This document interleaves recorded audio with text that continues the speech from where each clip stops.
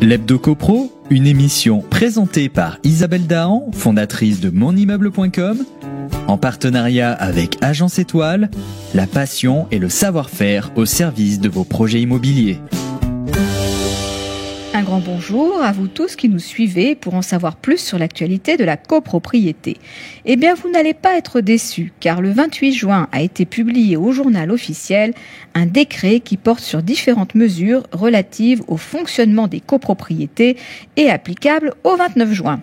Il est question de participation des copropriétaires aux assemblées générales par des moyens de visioconférence ou de communication électronique, de dématérialisation des avis d'appel de fonds, de mandats de vote et bien d'autres précisions.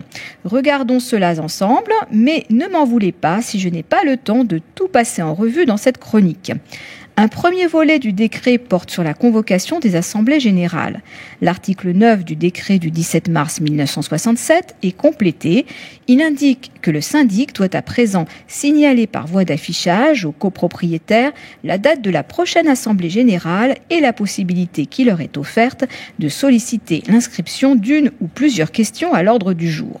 L'affichage qui reproduit les dispositions de l'article 10 du décret de 1967 doit être réalisé dans un délai raisonnable. Par ailleurs, l'article 9.1 est modifié pour apporter des précisions concernant la consultation des pièces justificatives avant l'Assemblée générale et les possibilités pour un copropriétaire de se faire assister. La nouveauté est que le copropriétaire peut se faire assister par son locataire ou l'autoriser à consulter à sa place les pièces justificatives de charges récupérables. Il peut également toujours se faire assister par un membre du conseil syndical et obtenir une copie des pièces justificatives à ses frais.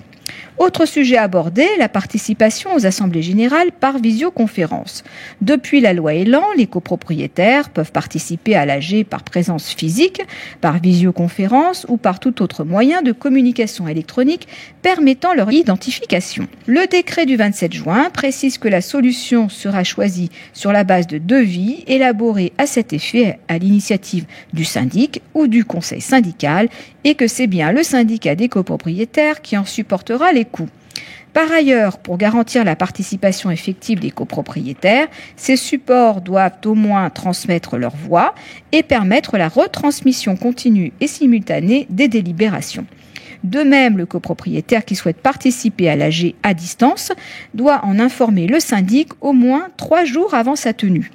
Pour tenir compte de ces nouveaux moyens de participation, la feuille de présence doit à présent indiquer les noms et domiciles de chaque copropriétaire ou associé, mais aussi la mention présent physiquement ou représenté et participant à l'Assemblée générale par visioconférence, par audioconférence ou par un autre moyen de communication électronique. Bien entendu, l'émargement de la feuille de présence n'est pas requis pour les participants à distance, mais celle-ci doit être certifiée exacte par le président de séance désigné par l'AG. Elle peut être tenue sous forme électronique. Par ailleurs, si des incidents techniques ont empêché le copropriétaire de faire connaître son vote, ils seront ajoutés dans le procès-verbal à la suite des autres sur un registre spécialement ouvert à cet effet. Ce registre peut de la même façon être tenu sous forme électronique. En matière de délégation de droit de vote, on sait déjà que tout copropriétaire peut déléguer son droit de vote à un mandataire, mais le décret du 27 juin ajoute une précision très utile qui va concerner les mandats sans indication du nom du mandataire. Dans ce cas, le syndic va devoir remettre ce mandat en début de réunion au président du conseil syndical afin qu'il désigne un mandataire pour exercer cette délégation de vote.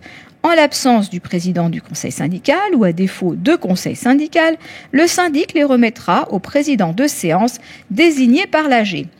Et voici encore des précisions concernant les extranets mis à disposition par les syndics professionnels. Cet accès en ligne sécurisé sera accessible aux membres du conseil syndical et aux copropriétaires au moyen d'un code personnel sécurisé garantissant la fiabilité de l'identification des copropriétaires.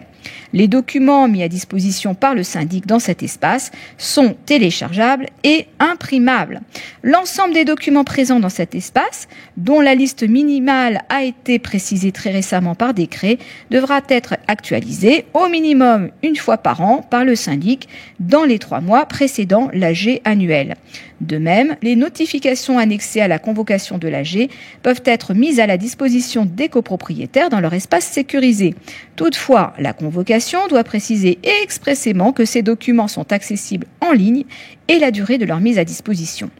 Toujours dans le but de faciliter la communication avec les copropriétaires, notons que depuis la loi Allure, l'envoi des avis d'appel de fonds peuvent être adressés par le syndic, par lettre simple ou par message électronique, sous réserve de l'accord express des dits copropriétaires. En ce sens, le décret du 27 juin ajoute que cet accord express doit préciser s'il porte sur les notifications, les mises en demeure ou les deux. Par ailleurs, le copropriétaire peut à tout moment retirer son accord express. Si cette décision est formulée lors de l'AG, le syndic en fait mention sur le procès-verbal. Pour retrouver tous les textes en référence et les autres précisions non traitées ici, je vous incite bien sûr à consulter l'article complet sur le site monimmeuble.com. Il ne me reste plus qu'à vous souhaiter d'excellentes vacances. La chronique Hebdo Copro prend ses quartiers d'été, mais que cela ne vous empêche pas de continuer de nous suivre sur monimmeuble.com. L'Hebdo Copro, une émission présentée par Isabelle Dahan, fondatrice de monimmeuble.com, en partenariat avec Agence Étoile, la passion et le savoir-faire au service de vos projets immobiliers.